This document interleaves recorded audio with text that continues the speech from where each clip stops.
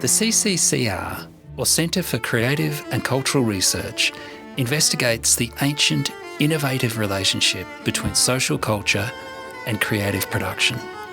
Based in the Faculty of Arts and Design at the University of Canberra, we generate scholarship and artwork in a wide array of humanities, social science, applied and creative disciplines. You are listening to a fresh presentation from the CCCR's Culture and Creativity Seminar Series. The presentation was delivered with slides. To view those slides, or to learn more about the Centre's work, please follow the links in the program notes. This podcast was recorded on the unceded lands of the Ngunnawal and Ngambri peoples.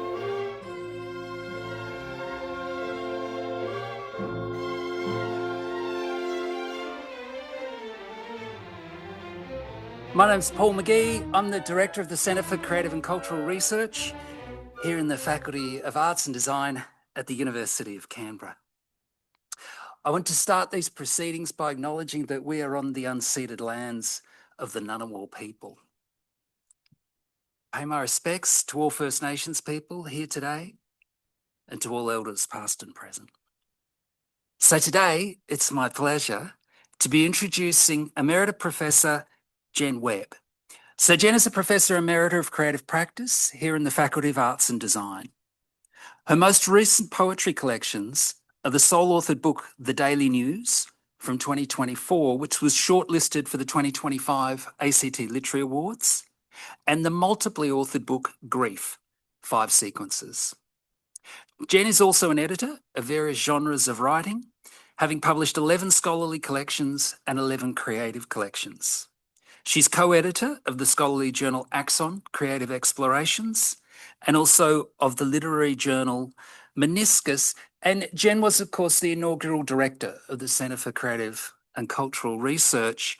She's a much cherished colleague who, along with Tracy, who is also here today, has given me a huge help over the last few years in, working through this position of being the director of the CCCR. So please join me in welcoming Jen. Hello, comrades. I acknowledge, of course, that we're standing here on the unceded lands of the Ngunnawal and Ngambri people, and my respects to the elders past and present, and to the community past and present. So nothing digital today, not even a slideshow. I'm going to be a total analog, just talk to you a bit about talking about words. This presentation is actually part of a project I'm engaged in with my colleagues, Catherine Coles from University of Utah and Julia Prendergast from Swinburne Uni. We've been playing around with the questions of genre from early 2000s, certainly early 2020s rather.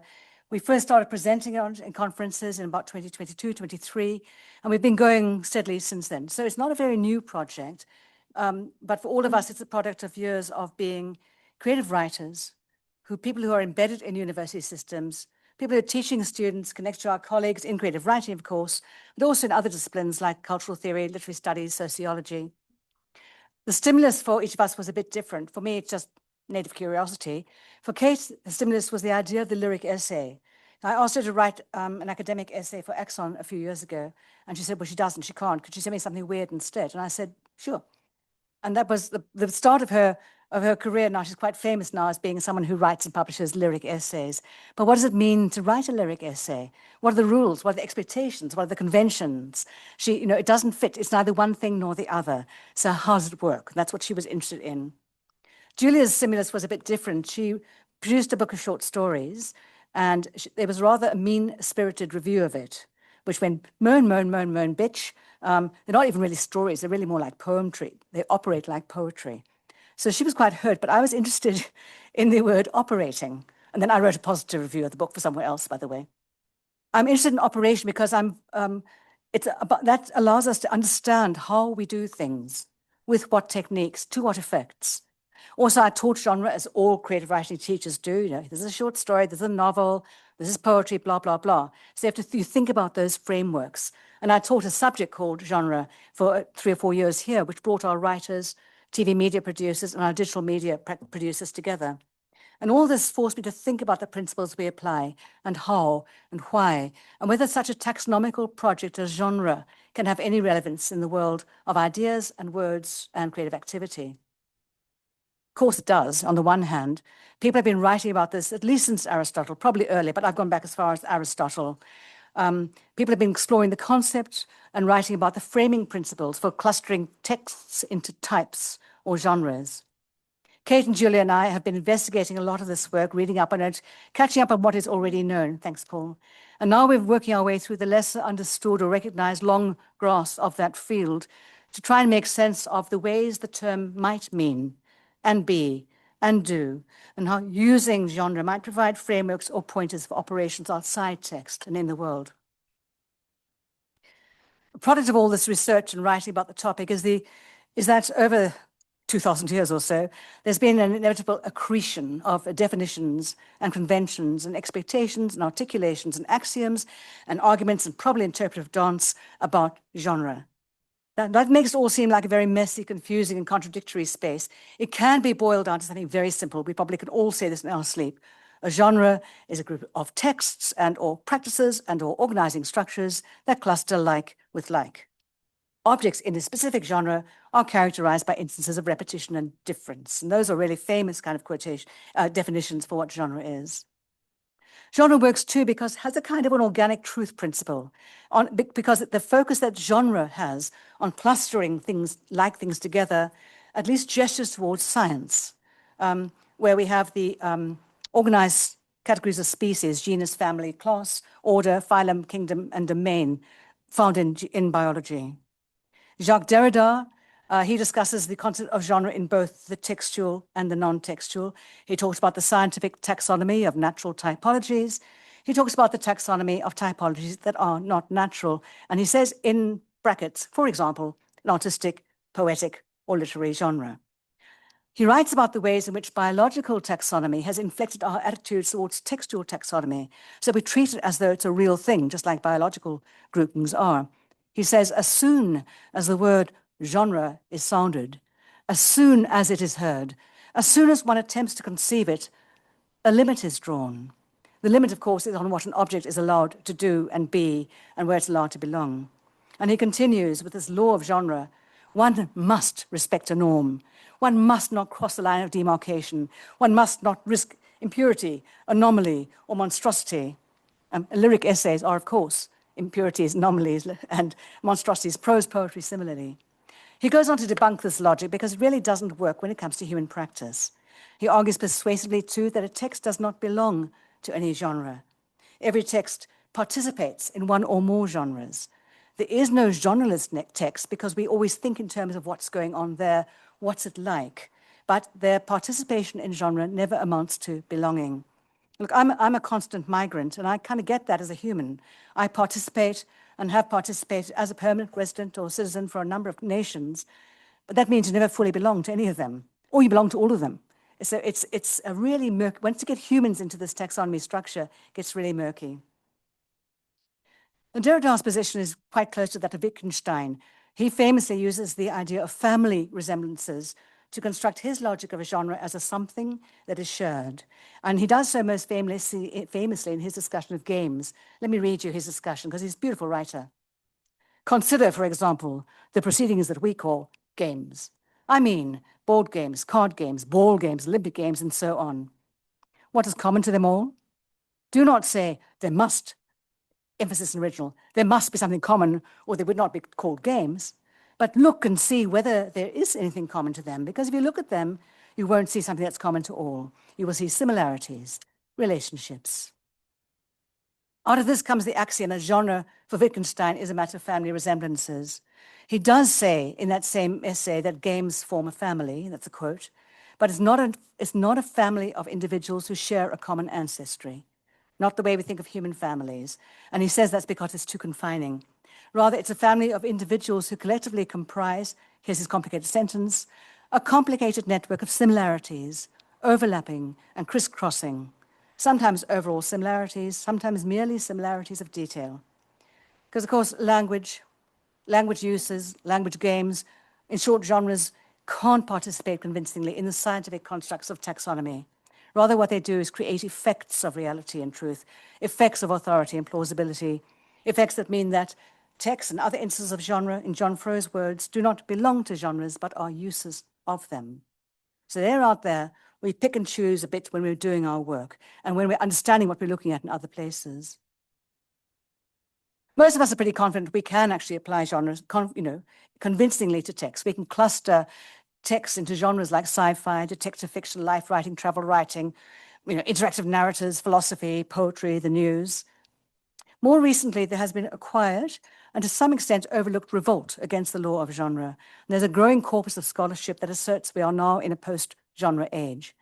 I know that in a world at war and looking at environmental crisis, this is hardly world-shattering, but it does have an impact on practices for those of us who are creatives, on the reception of practices, and on how as humans, we might reflect on the way we perceive and engage with the world.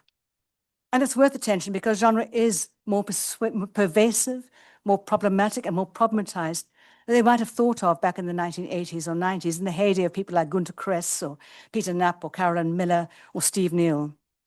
It's difficult, doesn't really work, but it hasn't gone away. An anonymized reviewer for the journal Science Fiction Studies wrote this: after years of scholarly struggle to define the field of science fiction, most of us have recognized the frustrations of capturing definitively a body of literature that, though we treat it as genre writing in curricula and in the marketplace, always defies genre boundaries. So we see the world through these frameworks, especially in terms of our curricula, especially in terms of our marketing of particular kinds of product. But just as the world is inconveniently messy and confusing and full of the unexpected, so too are texts. Hard word to say. It doesn't take much of a shift for a text to overlap genres, to crisscross, to move outside what you thought were its boundaries. Even a little shock will do.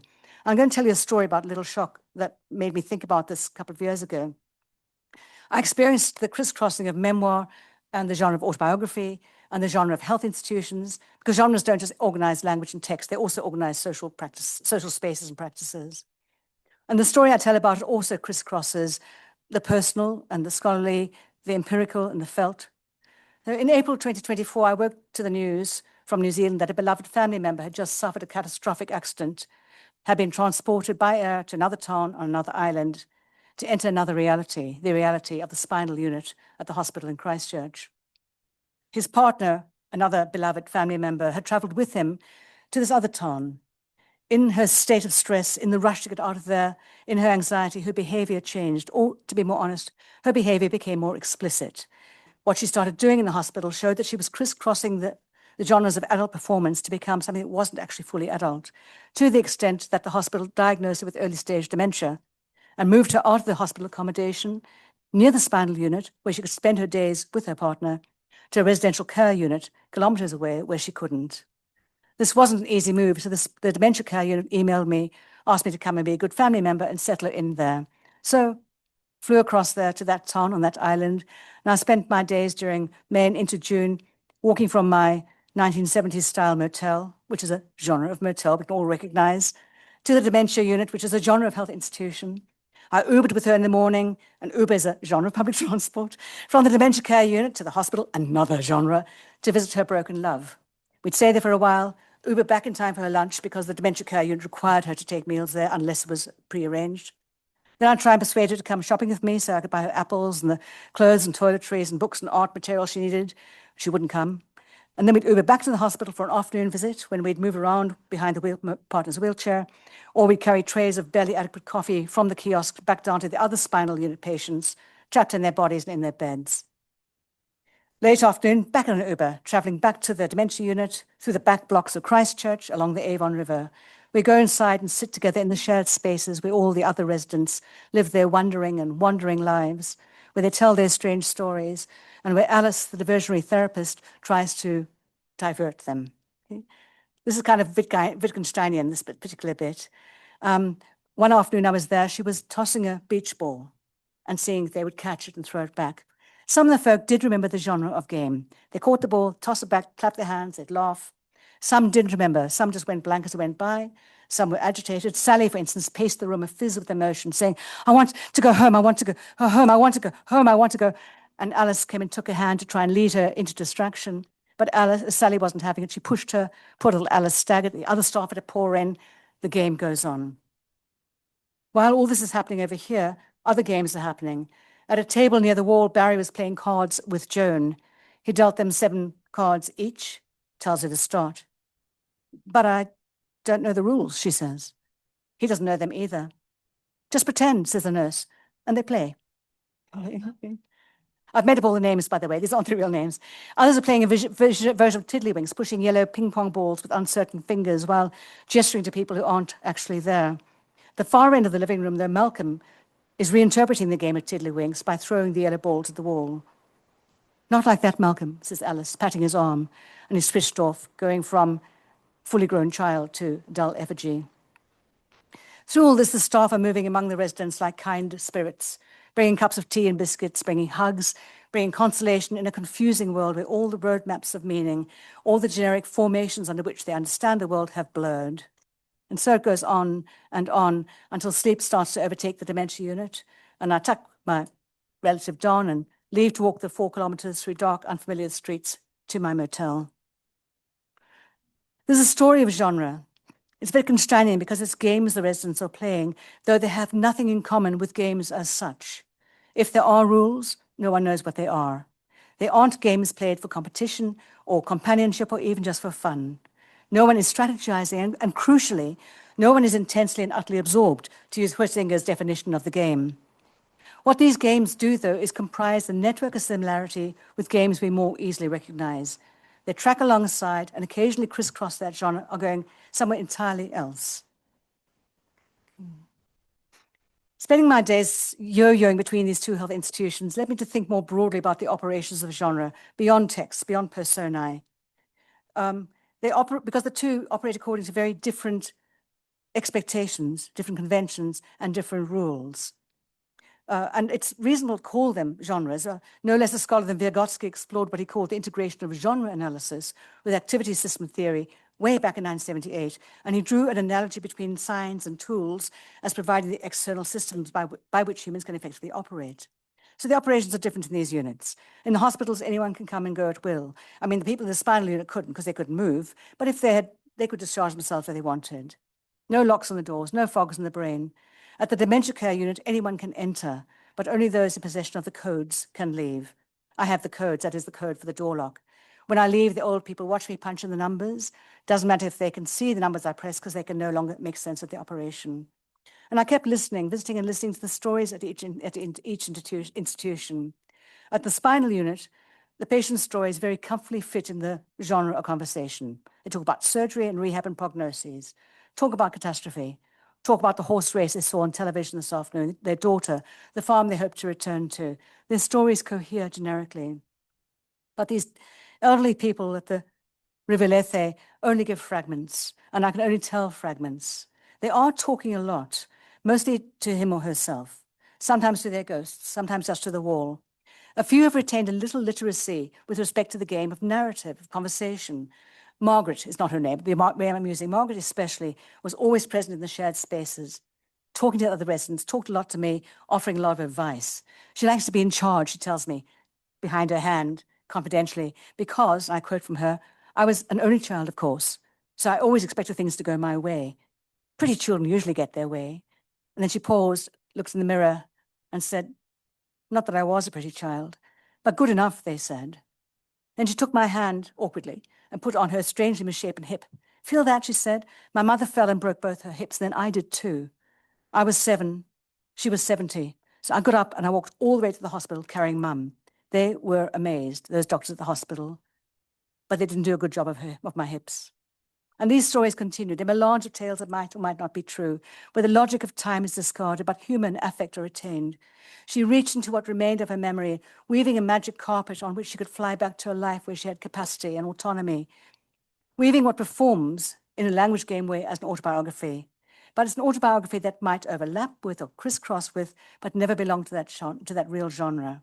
Her constructions of her persona flutter and flicker from hour to hour because there is nowhere any longer for her to file her memories. There are individual jottings and early drafts still in her brain. They can be taken out and tried out, even though they don't work. One of my last evenings there, I'm sitting at the dining room table with the residents while the staff help them to find cutlery and napkins and help them to convey bits of chicken hot pot to their mouths. "I want wine," says an old man. "You and me both," says the nurse. Black cat paces between the residents, expecting, mostly receiving attention. Sandra reaches across and taps me on the arm. "What are you in for?" Henry across the table grumbles, "I'm the only one who doesn't belong here. I was brought here by the police, but I didn't do it. I never would. But my wife won't sign the papers, so here I'm stuck with all these gaga nutters." Everyone just ignored him. I phone home each night to tell John the stories I've been listening to during the day. "It sounds like Beckett," he says. "All those sentences that should have meaning, but don't.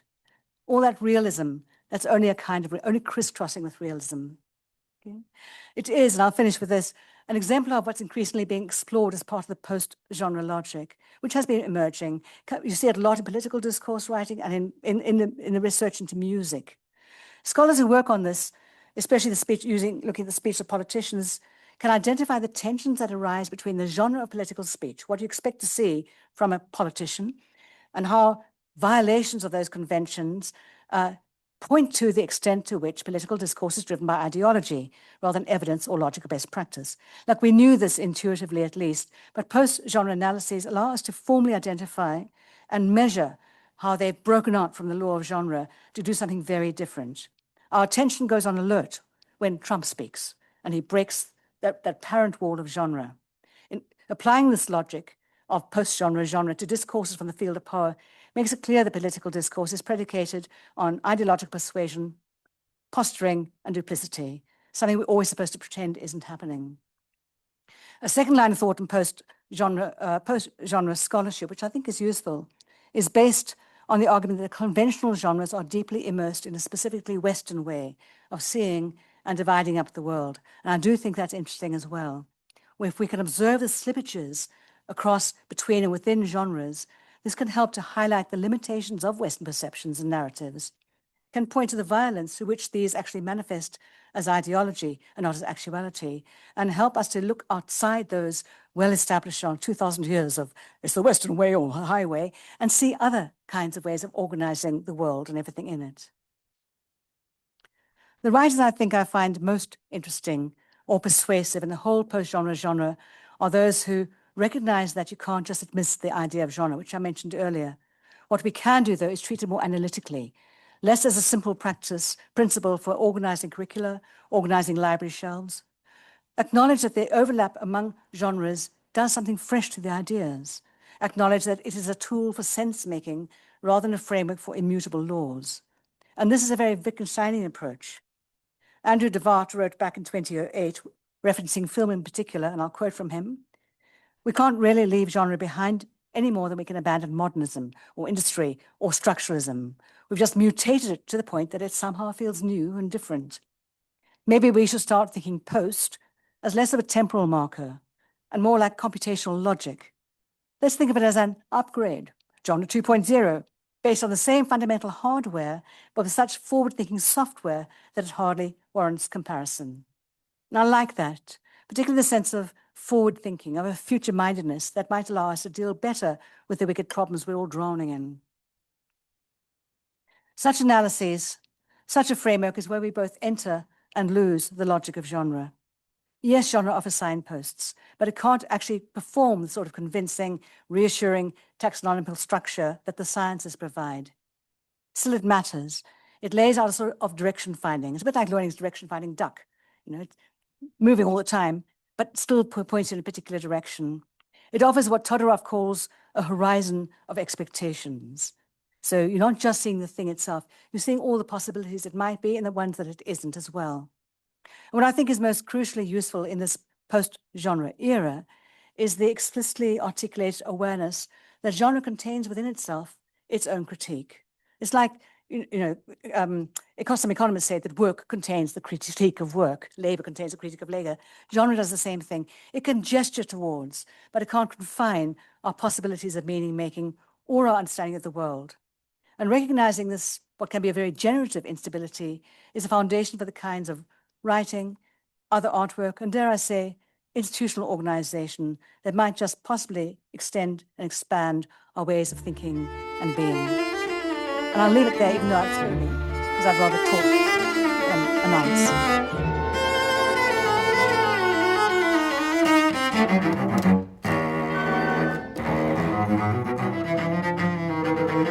Okay, thank you, Jen. So I'm going to call for comments and conversation. So it'd be great to start getting into some of these thorny issues that Jen's raised. Any questions or comments? Diane.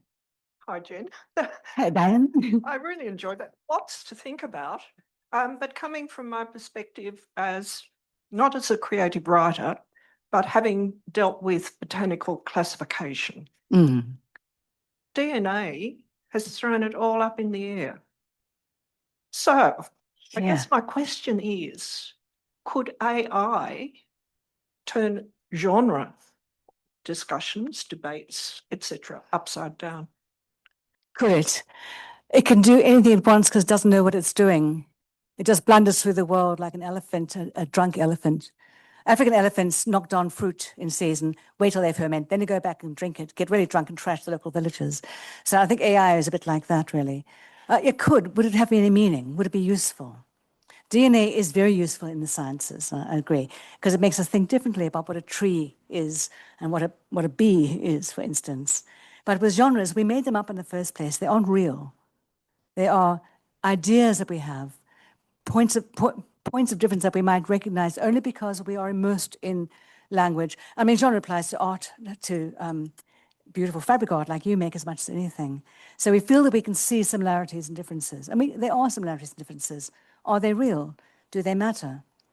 Probably not. And I don't think AI would address the real issues that, that are coming out of post-genre thinking, which is, for instance, the naked flaws of power and the naked rendering invisible of everything but a Western perspective and how things are organized. I don't think AI is coming out of a contemporary hegemonic way of thinking, so I don't think it would do anything to interrupt those, really.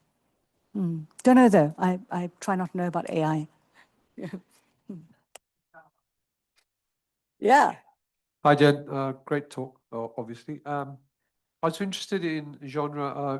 Ishiguro talks about, he doesn't really believe in genre. He doesn't understand it, but maybe it's for others to decide. But what about in poetry and genre? How do you think about genre in poetry? And how does that, how can you integrate genre ideas into poetry? And is that a whole another field, genre poetry, or does it not exist? Or what do you think about all that? And as you're like the poet, and Julia is a novelist, and Kate, how do they all feel about these weird classifications? How do they overlap? I think there's a lot of overlap. I should say that Irfan is just about ready to submit his PhD, which is fundamentally a genre-breaking and remaking work. So he's right into this. Gives me lots of thoughts. Yeah. Okay. The word genre is also like we have genre paintings. We kind of know what it means, even though it doesn't mean. There are genres of paintings and there are genre paintings. There are genres of poetry, and I suppose you could say there's genre poetry. There's so many ways of cutting it up, and people are passionate about them. I write prose poetry because I don't understand where to break a line. That's the only reason I write prose poetry. I just can't settle on where a line break should be. When I show my prose poems sometimes to friends, especially older men, dare I say, they immediately turn them into lineated poems and say, see, that's much better. And I say, well, it's different anyway. Sonnets, you might call that a genre, the various forms that we use. Even limericks, if Tony were here, he'd, I'm sure, call about limericks. So there are lots of subgenres within poetry. And we can get into this kind of the endless recursion of dolls and say, there's literature, and there's published work, and there's poetry, and then within poetry there's this, and they're getting smaller and smaller. And a lot of it, I think, comes down to taste. Bush poetry is a genre. I've heard a lot of it recently because I've been at folk festivals.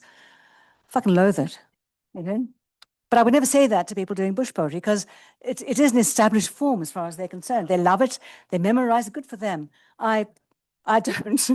But they probably don't like my vague, imagistic, sad, everybody died prose poems, Yeah. So no, I think there are genres, but do we use them? Do they structure how we work? To some extent, but only to some extent. As far as where Julia and and Kate and I are working. Really what's happening is that Julia is doing a lot of stuff on new realism, which is up your alley. I mean, I think you find it very interesting. Kate is looking at very much at the lyric and how other kinds of writing come into lyric essays, including autobiography, memoir, science. Okay, and what I'm doing, I'm being the good girl, and I'm knitting everything together with theories. So that's kind of how that one's working.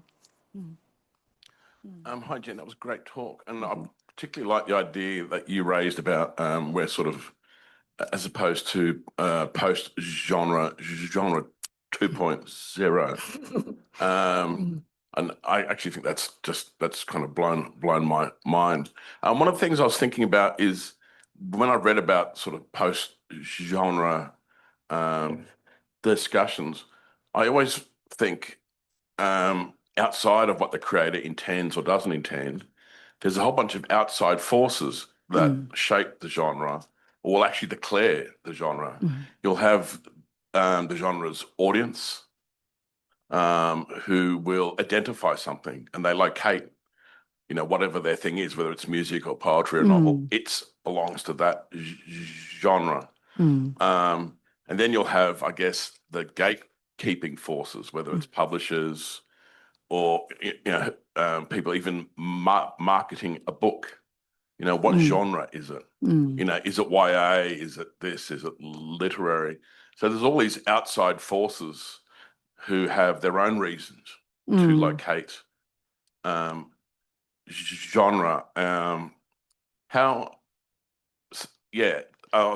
So I guess my question is, because there were I can't see a situation where there wouldn't be outside forces trying to locate a piece of work belonging to a genre. Would it ever be possible to have a real post-genre thing? Probably as possible it is to have genuine postmodernism, as though modernism doesn't exist anymore. We keep building on each other. It's a lapidary effect, the layering of these fault lines, I suppose they are. I think an important point is that texts don't belong to genres. They participate in aspects of them.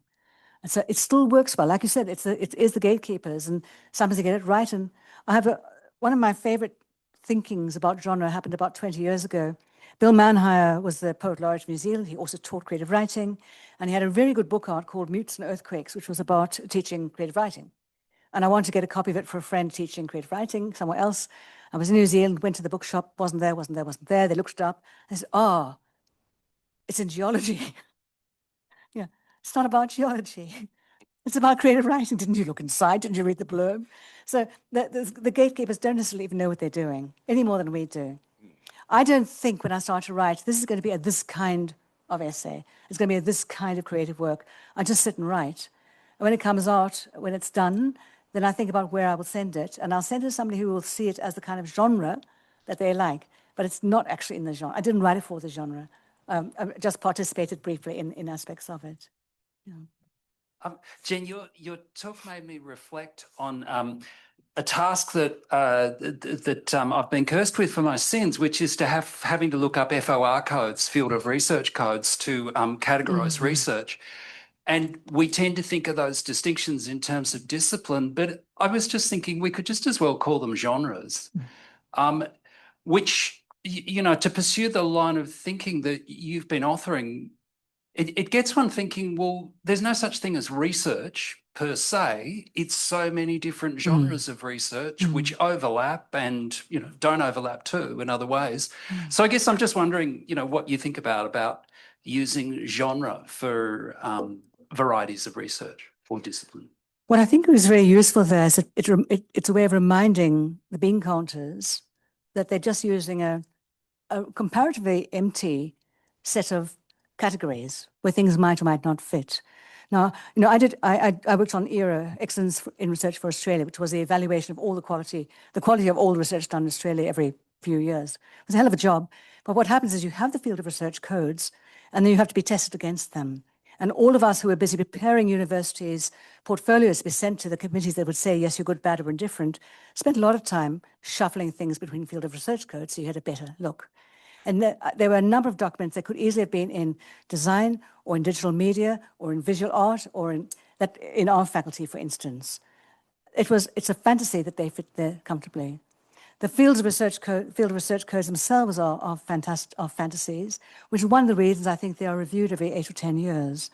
I mean, when creative writing didn't even exist early on, then it was done as creative professional writing and journalism, and then thought, oh, in communication, they thought, oh, maybe it's an art form, maybe we should put it with art. How does it fit with art? Even in art, I mean, you're limited in what you can say about the kinds of art. They do not allow you you're either fine art or you're craft, basically. There's also stuff in between, but those genres are utterly ignored.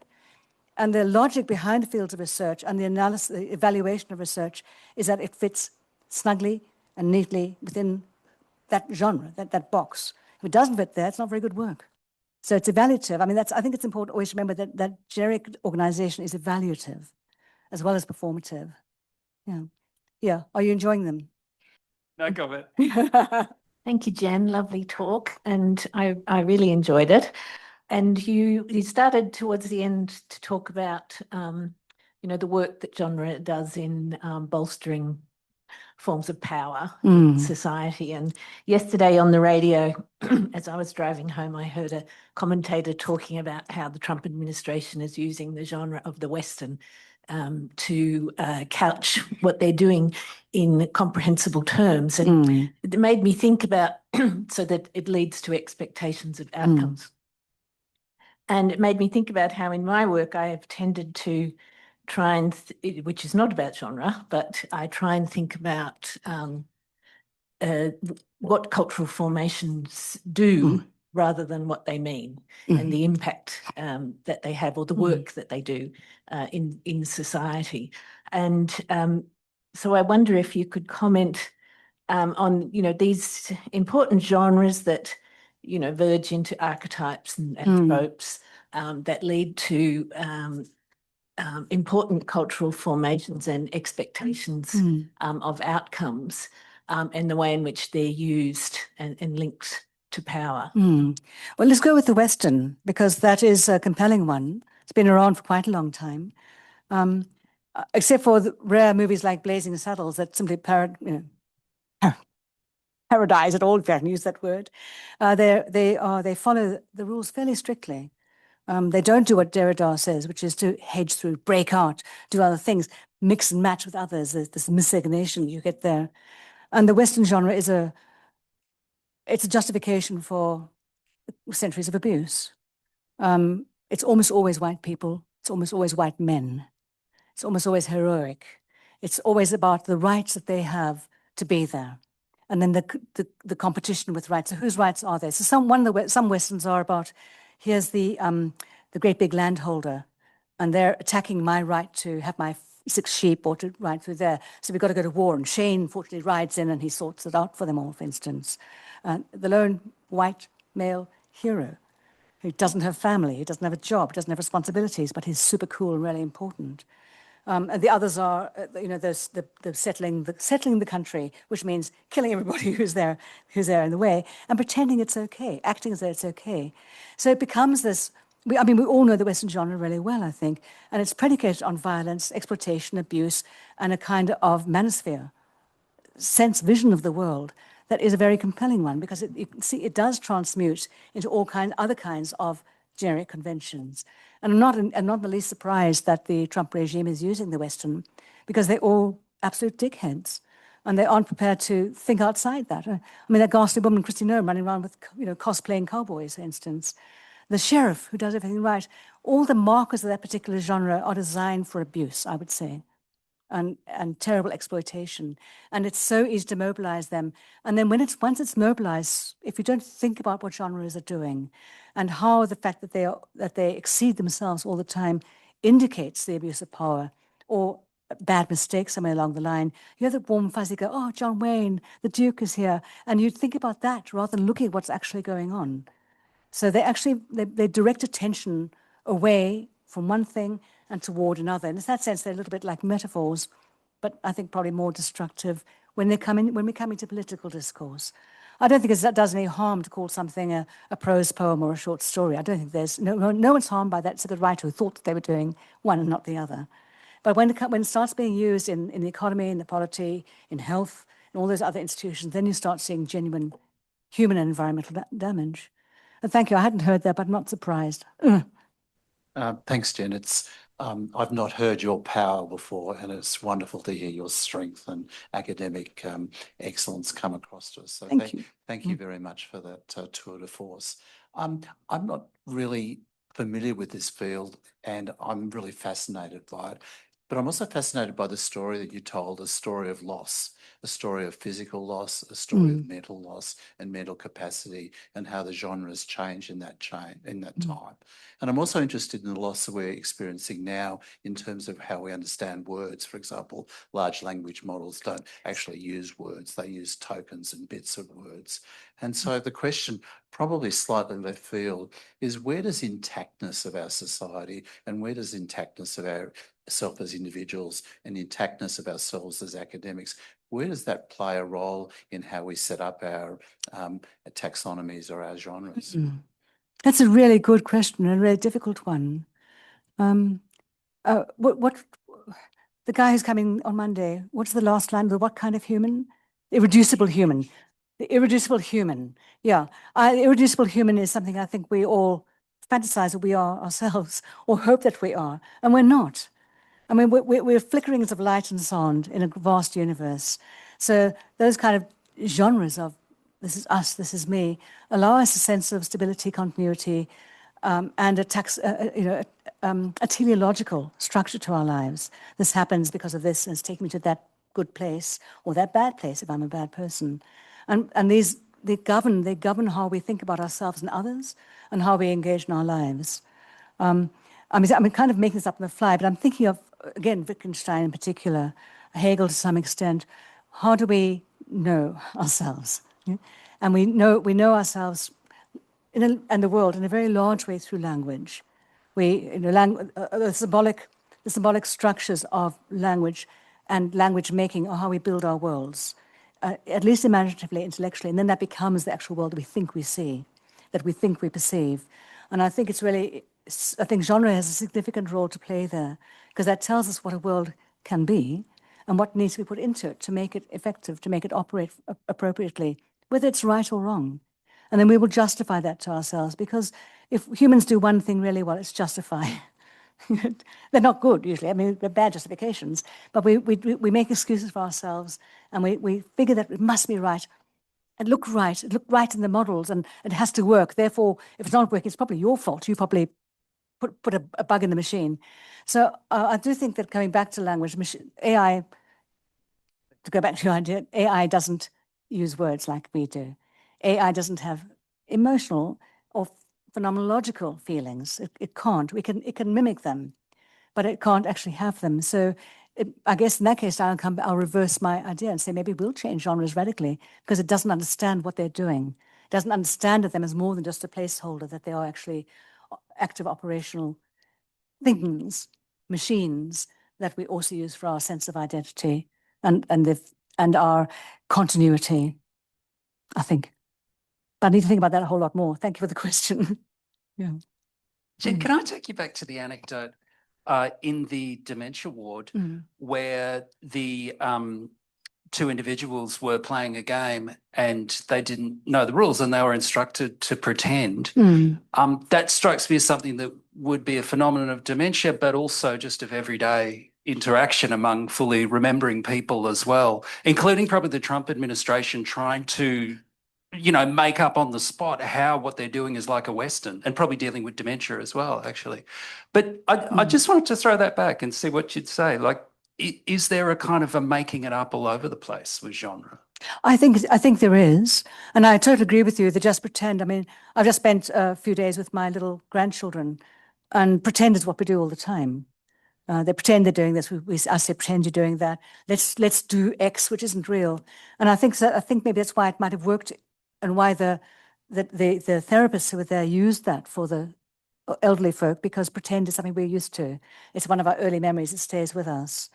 But I think most of what we do, I don't think most of what we do, I will say affirmatively, we make up on the fly. We make it up based on what we've already learned, our tacit understandings. If there's time and we have the energy, we then go to more an analytical approach and see what's going on. But most of the time, I think we blunder through life. Step into the road without looking.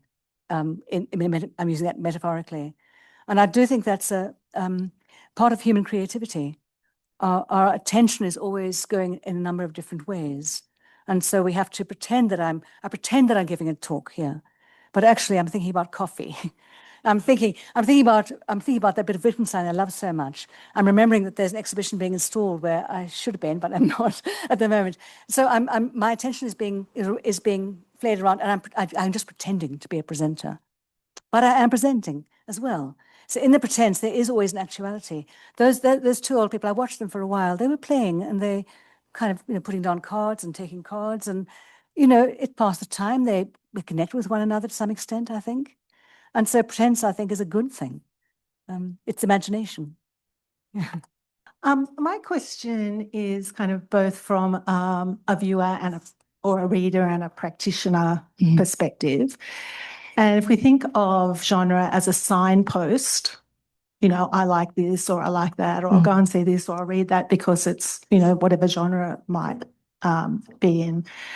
But I wonder if it's also a form of tribalism as well. So in a disenfranchised world, or people being increasingly isolated, whether liking something of a particular genre or being a practitioner of a particular genre gives us that sense of belonging that may not necessarily be there with other things in our life. That's a good question. I think it probably has validity, and not belonging. So in 1993, I was actually in Australia then. I was in Queensland, and they were having the first Asia Pacific Triennial of Contemporary Art. That's become, they're up to over a dozen now. And it was the first time in Australia that contemporary Asia Pacific art had been shown. So we were pretty familiar with the classical stuff. And I'm literate with respect to visual art. I was there with my sister, who's an artist and who taught art. We walked around together and going, I don't know what I'm looking at. I don't know how, it's interesting, but I've got no idea what it's saying. I don't know what it's attempting to deliver. We were excluded from that. And then over the next 2 or 3 triennales, a lot of us who do art in Australia started understanding it, started reading the genre and understanding it. But up to that point, that was not our tribe. My tribe was more the European and the American minimalists, modernists, whoever they might be. And then I had to learn to read those like a small child, learning how to read all over again. In that reading, and then in my work for ABT in my first PhD, I became something of an expert, a small expert in that area. And then I could go, yeah, I'm right in that tribe. That's me. But I'm not. I'm not Asian. I'm not from the Pacific, even though I've lived in the Pacific. So I can only ever be there as an overseer in the worst possible sense, deciding what is and isn't written about, what is and isn't seen. So I think, it's again, it comes back to power. It's always framing, telling us what we like, and telling us who should like us, and who is like us. And those are always very, very malleable constructs, temporary constructs. And yes, and what happens? I think, Paul, whether you think about how genre might work in traditional Indigenous communities, for instance, which I think is probably different from the Western ones. Yeah, I was wondering about that. I've just got a new doctor in the house.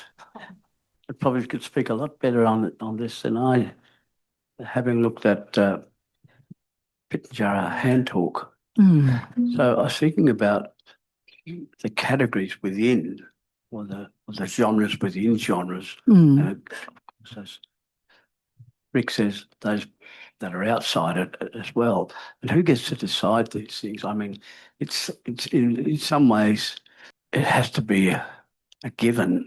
The genre has to be a given thing. So if we think of hand talk, I can't get my fingers into the position that your nimble hands can, but you're a pianist, aren't you? No. Oh, there you go, son. You're outside the... No. Play the bass. That's even more difficult. Press. Yeah. that wrecked the band. Mm.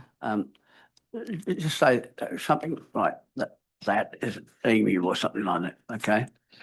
But then you've got sand talk, hand talk and sand talk. Mm. They're both a form of communication. They're both a language, but they're very different in what purpose they serve and who they speak to. Would you agree? Yes, they're different modalities of communication. Yeah. Okay. And malleable. Then they disappear. So I don't really have a question, but again, the original of hand talk would have been, well, for what you did in your PhD, it was with women who were in grief, grieving, mourning. So they couldn't speak or be seen to be speaking verbally. Therefore, it could be enjoying themselves or seen to be enjoying themselves. But the pose would be in hand signs. Now, with sand talk, it's a different story. It's generally about cosmology or something around law. And then when it's over, just rub it out. Rub it out. So the rubbing it out wasn't so that it wasn't there to be seen again, because they could always redo it. But the lesson was over. But had there been a given to agree to use that form and to use it in that way to start off with. I don't know about Pitjantjatjara women, whether they were given the choice in the original state of mourning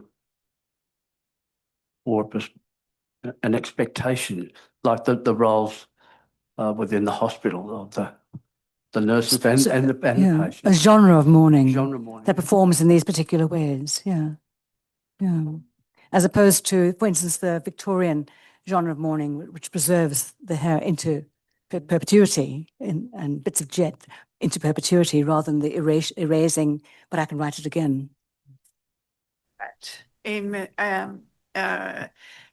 Because I'm involved in grief and bereavement, Yeah. the hair was actually a protective thing as well. They used to hang it on doorknobs to keep evil spirits away.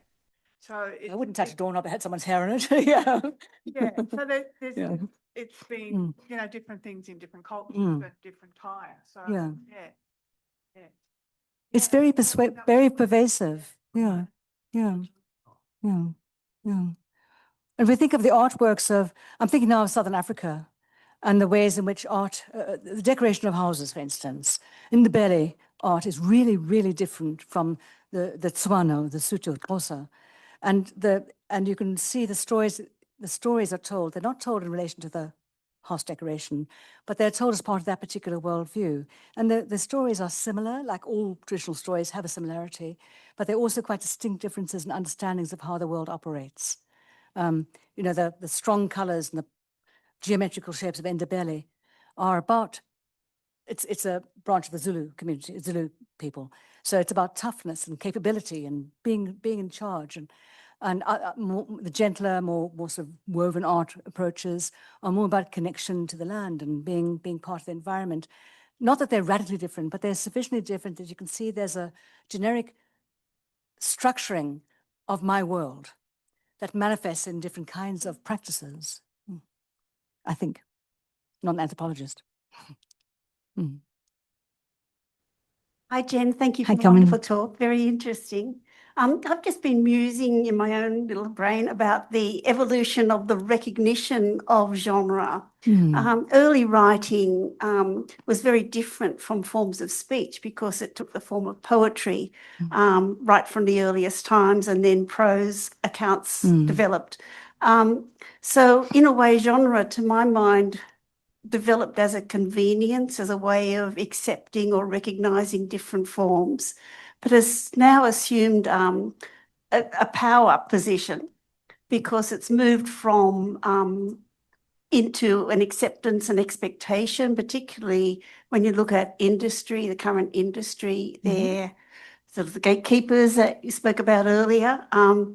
That I'm not quite sure what my question is, but do you see that the evolution as an inevitable part of our society and development of civilization?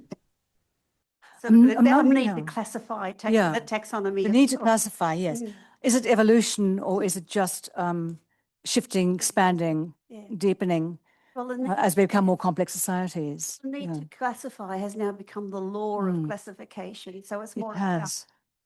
I think if you think about some very early, like hunter-gatherer communities, there are genres of a sort, but they're not very many because you don't own a lot of possessions and you don't do a lot of mechanical stuff. You do a lot of thinking, a lot of seeing, a lot of storytelling. So you don't need to classify as much because it's a very complex, but a smaller and more coherent community. I think that's where that is. By the time you get to Aristotle, the whole world of the Greek part of the world and invading everybody else was becoming extremely complex. And so there you can see why he might start saying, well, we need this sort of story. We need a tragedy because it allows us to think this way. We need poetry because it allows imagination. We need philosophical writings because we need to learn. And so there is a practical and evidentiary need for it, I suppose.